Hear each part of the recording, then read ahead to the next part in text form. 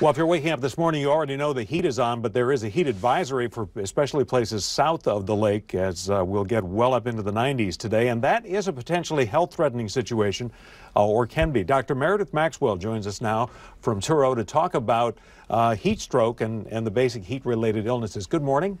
Good morning. All right, so walk us through, we'll start with the basics. What is a heat-related illness?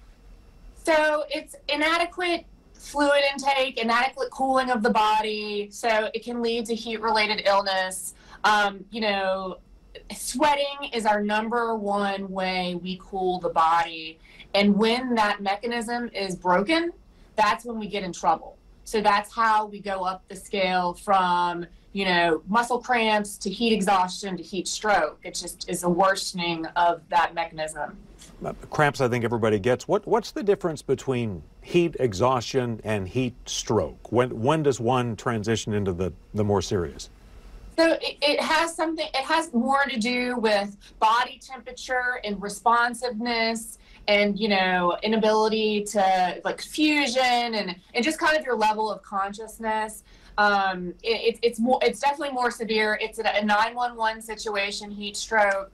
You want to do cool bags of ice. Your temperature is usually like 104 or greater. The person is usually not responsive at all. The body is warm, no sweat at all, really. Whereas in heat exhaustion, you still have kind of, that pale, clammy kind of skin. So that's the difference, the way you can tell. Is this the kind of thing that obviously can sneak up on somebody, and then I guess with age, you can't, you're not 25 anymore sometimes, and we can't always, those of us with who've been around the sun a couple of times can't always take what we used to?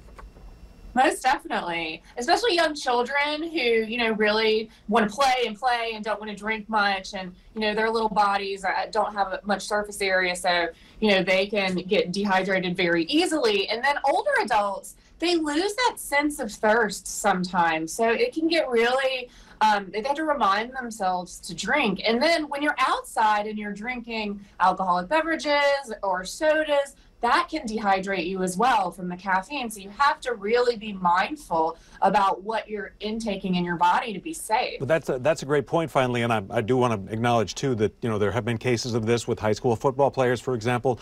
As a good rule of thumb, if you are drinking adult beverages or something with caffeine, you really need to pace it, too, with some waters?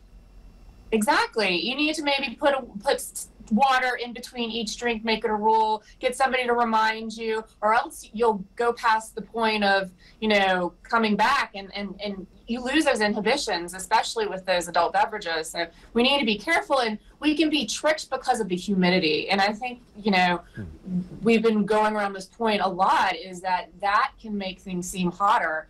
And even though it's maybe 99, it can feel like 106. So, we need to be very careful when the weather is like this. All right, good advice as always. Dr. Meredith Maxwell, thanks as always. You're welcome.